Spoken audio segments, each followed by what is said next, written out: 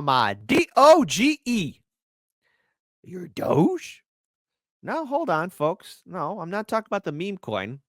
If you remember this old internet cartoon called Homestar Runner, Homestar called Strong Bad, his DOGE. That's where Doge can be argued originally came from. Can be, all right? For those that know, no. For those that don't know, it was an innocent time, the early 2000s. A lot of stupid things, But Doge cancels Politico's government funding after $8 million in subscription contracts were revealed. Everyone, shh. This is kind of funny. It's kind of funny, also a little sad too. $8 million worth of subscription from the federal government to Politico. Don't worry, folks. Nothing nefarious happening here. Everyone, please, just calm down. Just calm down. All right, because we got something funny to pull up here. So let's go ahead and pull it on out. No pun intended. White House Press Secretary Caroline Leavitt announced Wednesday that Politico will not receive another dime of taxpayer money after it was revealed that the politics-focused news outlet has taken more than an $8 million via subscriptions and other government contracts. Leavitt said the Department of Government Efficiency, run by Elon Musk, will handle ending Politico's payments. Her comment came after ex-user Adam Townsend posted that Politico had received $8.1 million in taxpayer support. This included several contracts worth hundreds of thousands of dollars for website subscriptions, according to usaspending.gov. And she goes on to say this at this press conference here. Before we do, I just want to pull this up here. This is from a tweet from Benny Johnson. Hey, it almost sounds like a restaurant. No pun intended.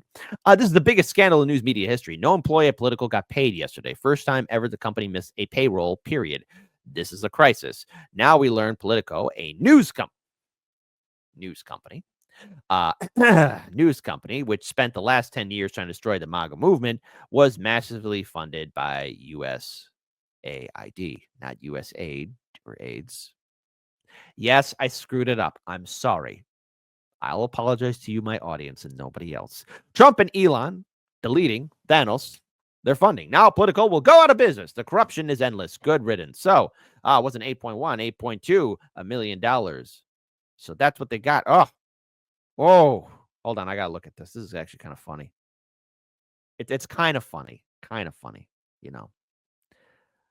Up, and down in the toilet it goes. What the hell happened? So this is an email Politico sent to all employees yesterday. No one got paid. Politico's corrupt management blamed this on a glitch and not their government gravy train ending. State propaganda collapsing. Hey, BBC.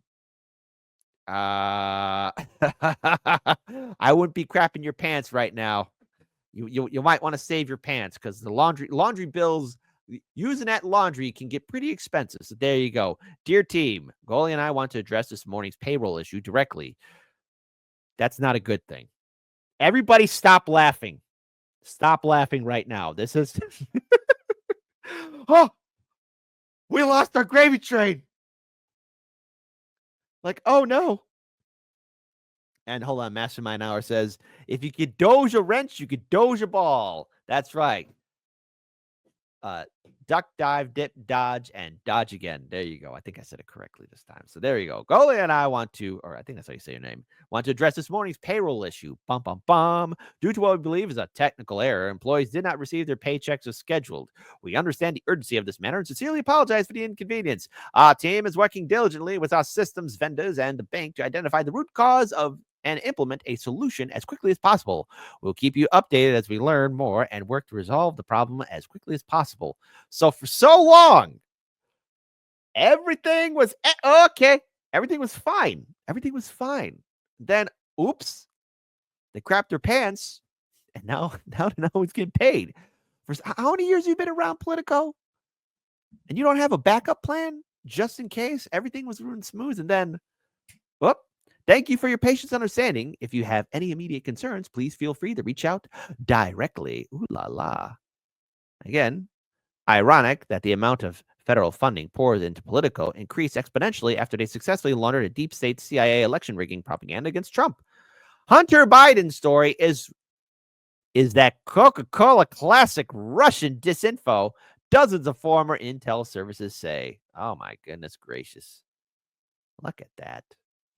By the way, let's go ahead and pull this up here. So upon coming out here to the briefing room, I was made aware of the funding from USAID to media outlets, including Politico, who I know has a seat in this room. And I can confirm that the more than 8 million taxpayer dollars that have gone to essentially subsidizing subscriptions to Politico on the American taxpayers' dime will no longer be happening. The DOGE team is working on canceling those payments now. So upon coming out here to the briefing room. So one other thing here, too, I want to pull up here just so that you guys can see just a little bit more of it. So upon coming out here to the briefing room, I was made aware of the funding from USAID to media outlets, including Politico, who I know has a seat in this room. And I can confirm that the more than 8 million taxpayer dollars that have gone to essentially subsidizing subscriptions to Politico on the American taxpayers' dime will no longer be happening. The DOGE team is working on canceling those payments now. Again, this is a whole of government effort to ensure that we are going line by line when it comes to the federal government's books. And this president and his team are making decisions across the board on, do these receipts serve the interests of the American people? Is this a good use of the American taxpayers' money? If it is not, that funding will no longer be sent abroad, and American taxpayers will see significant savings because of that effort. Now, something else here, because Politico, one of its co-founders, had a little statement to make. Political co-founder says liberal media have reached a low point. Never been weaker in my lifetime. What? Well, yeah, you canceled everybody. You told everyone to shut up, and you fall in line these past 8 years. Like, for me, it's funny. I feel vindicated. Yesterday I was in a bad mood, and today I'm kind of in a better mood. Just a little bit. I'm still angry. I'm still furious. I'm still angry. Political co-founder Jim Van High said in an interview published Tuesday that the liberal media have reached a low point in popularity and influence over the American public. Oh, really? Really? It seems like all lies are being exposed. Say it again, prophet. All lies will be exposed. As they should. CNN and NBC News, among other liberal news outlets, have reported layoffs of staff this year amid concerns over lower ratings and changing media landscape as podcasters continue to grow their audiences. You mean those that are also approved by the state, because they got a story coming up that'll make you go, oh, yeah? Oh, really? Uh-oh. Is Kit being an arrogant prick today? Absolutely. Okay. The left right now, liberal media, has probably never been weaker in my lifetime, said the co-founder. According to internal data shared with digital news site Semaphore, the Washington Post lost most of its daily digital traffic during President Joe Biden's time in office because he was boring and a senile old goat.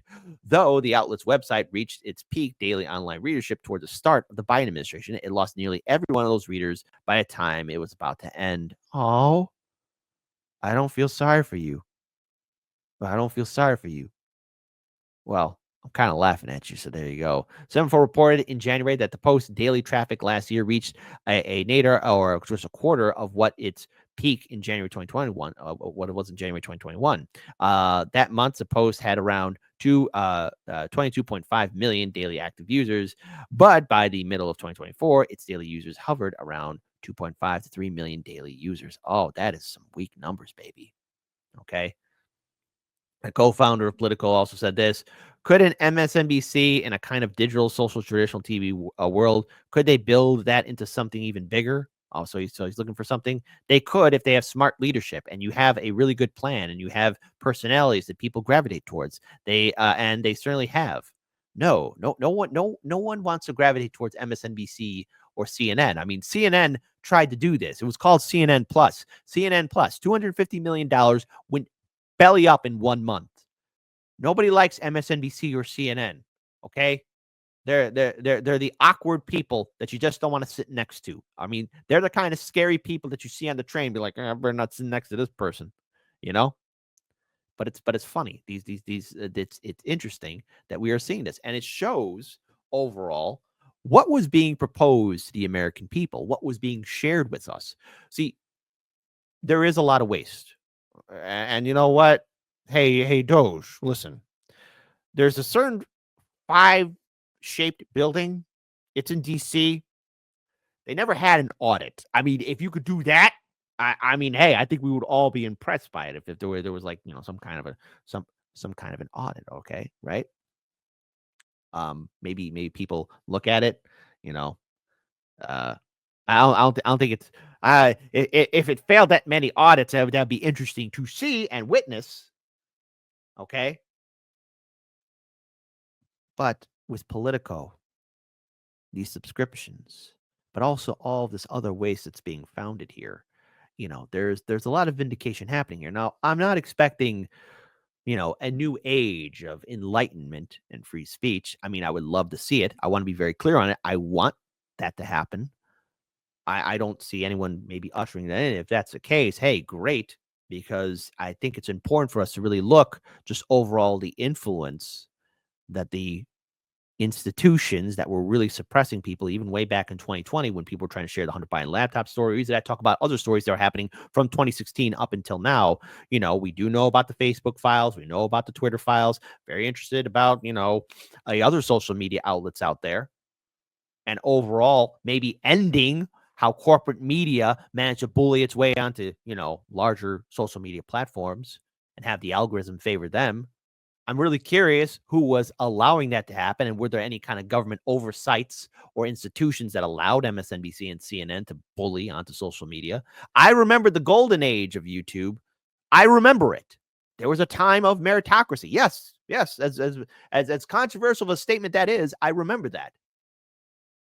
But Politico, you didn't pay your people on time, and then this thing gets revealed about these government subscriptions.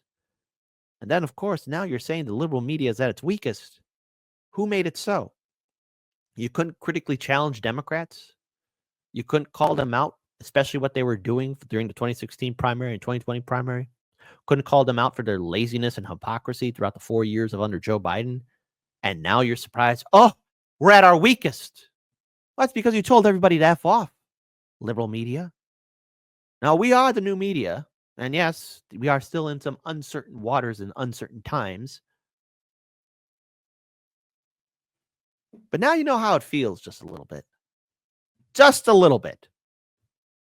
For all the people out there that have been trying to speak truth to power, share ideas, exchange, and yes, collaborate with people who have, maybe not aligned with us politically, but I think we all can agree we don't want to see corruption or waste happening.